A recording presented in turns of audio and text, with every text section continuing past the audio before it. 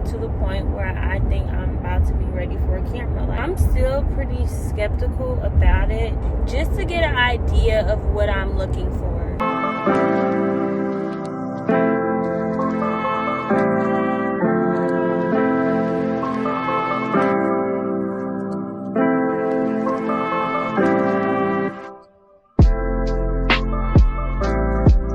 They only have 2 cameras here.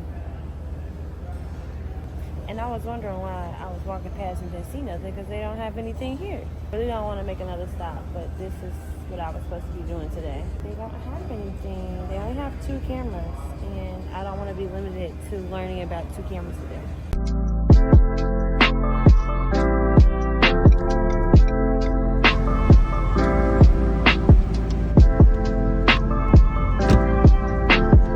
Y'all, I'm out the outlet, Best Buy outlet. If they don't have any cameras, I don't know what to do at this point. I'm gonna just have to online shop, which I don't like. So prayers.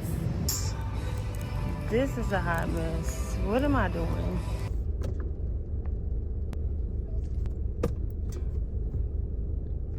The ZV series is kind of Sony's vlogging style series. It's built for vloggers in mind. They tend to have wide angle lenses. They're not super zoomed in, so that you can kind of get your whole like head and shoulders and everything in. The R50 would probably be one that I would go with, because the R50 has this fully articulating screen. Right, where I can turn it to me. Right. Yes. You guys have a low stock on that, or is it just okay? All right, well, I'm glad I found you guys. I'm gonna just look around the store. I'm a beginning YouTuber, but I'm really comfortable with my editing style. If the only thing you have right now is an iPhone, that is totally fine. Buying a camera isn't really the best ideal thing to do, especially when you're just now starting off, because you don't know if you're gonna like vlogging, and you probably don't know if you're gonna be consistent. So I definitely do recommend starting with your iPhone. I have the iPhone 15. I had the iPhone 12 at first, but I went to go get the 15 because the iPhone camera is just getting better and better and better every time they update the phone. Currently what I'm working with, but any other phone works just as well. You just probably need to play with your camera settings, and that's what I did when I was using my iPhone 12. I used to go on YouTube and literally research how to play with the quality of my camera. If you go to your settings and you scroll down all the way to camera, once I open the camera, it's going to show you at the top your quality settings for your camera, for video, for slow-mo. And then for iPhone 15, we do have the cinematic feature.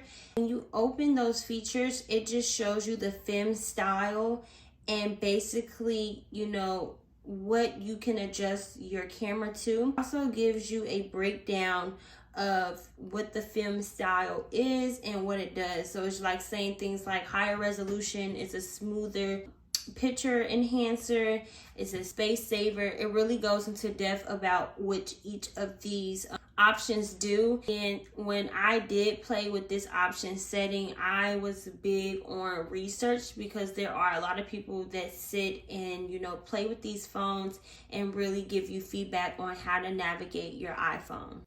So once you open up your iPhone, you'll see on your left-hand side that you have 2 options under HD, which is 30 and 60, and it will show a difference in your image visual. You also have the option 4K, and it comes in 30, 60, and 24. And on the camera, you can see that it's other options that you can play with. I personally don't get too in tune with those because they are new features. If you want to explore those options, I would definitely do that, because you're not limited to the iPhone, especially the iPhone 15. So the next thing will be lighting. I feel like lighting is very important because it makes your image look clean and clear. I use a ring light mainly. Natural lighting in my house is not that great. Sometimes I will sit over by my vanity to get that sunlight, but other than that, it doesn't really hit my skin how I want to. There's so many portable lighting gadgets that you can order, especially off Amazon. Stands, those really help, or just, you know, a tripod stand is what they're called. This one is not the best because it's down to its last. I literally got this from Walmart. I think it was $15, but it gets the job done. And it extends out pretty long. Yeah, I think this is it. And it also has the tripod stand that I need. And then I just sit my phone on here. And you don't have to go crazy. You just need something to really set you up and help you get your angles. This is my at-home tripod stand. I believe it goes to 86 inches. And all these just snap open and it just comes out. This is the main tripod that I use. And it allows me to move my phone holder in many different ways so I can get the angle that I want at different heights. So I would definitely look up again on Amazon.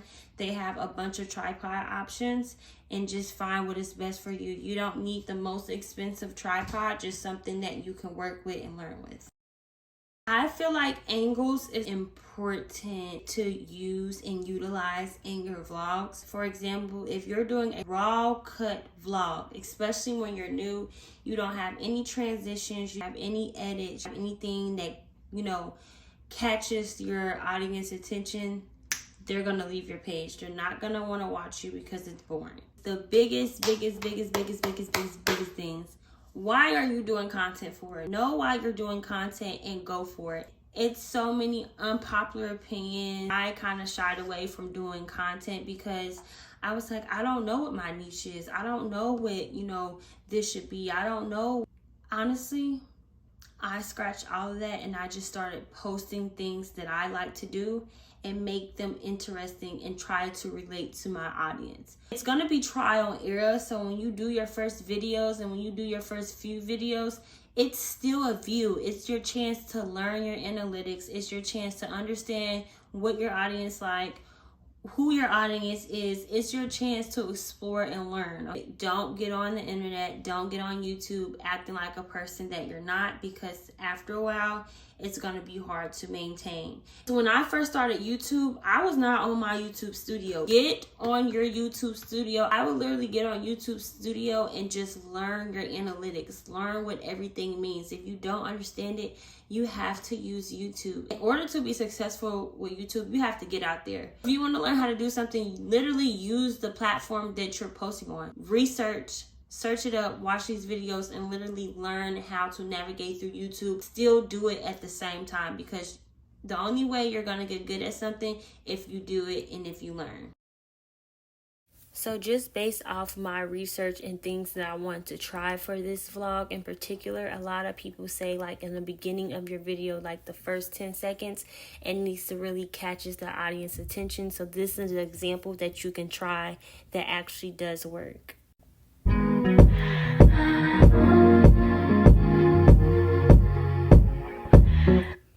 And I usually make the beginning of this snippet after I complete the whole vlog, because it allows me to go back and crop the videos and just drag them back to the beginning of my vlog. So that's something that you can always try as well, to kind of give your audience a brief overview of what's going on in your vlog later on. And it's so many vlog styles, so many things you can do in your videos. That's why I love vlogging, because you're not limited to the creativity that you can bring to life. So in this next example, this is where I use my music to be on tempo and kind of like match what was going on in my video.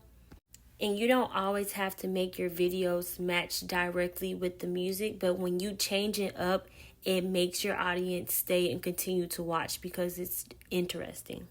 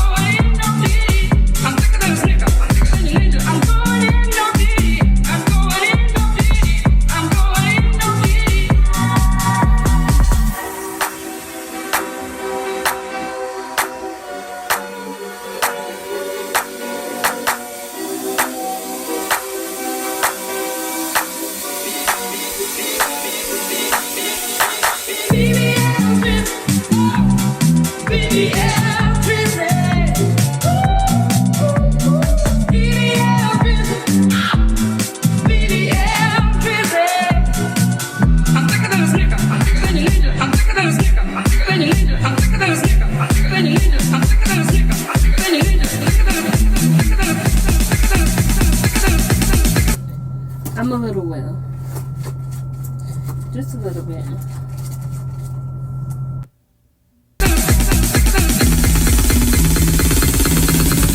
So again, the more you practice and the more you edit, the more creative your videos get. So this is something that I end up trying because of the phrase that I used when I was vlogging. I feel like the curls is just gonna be like, mwah.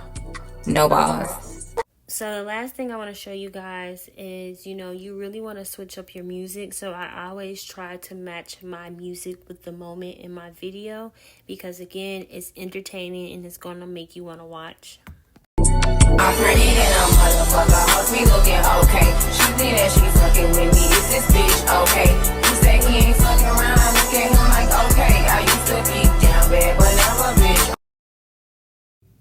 And then the last thing I want to show an example of is your thumbnail. Your thumbnail is very important because if it's interesting, people are going to click on it and you want people to click on your video versus if your thumbnail is not attracting your audience because it's got too much going on there, you're going to get less views.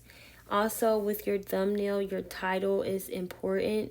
So again, if you just get on YouTube and you research all these things that can help your page grow, a lot of people, say that your title needs to be something that a lot of people are researching right now. So I would definitely get in tune with that and just trying different thumbnail styles that match your video. I hope this video was somewhat helpful. Make sure you guys like, subscribe, and comment. And again, if you have any questions, I am more than happy to answer those down below.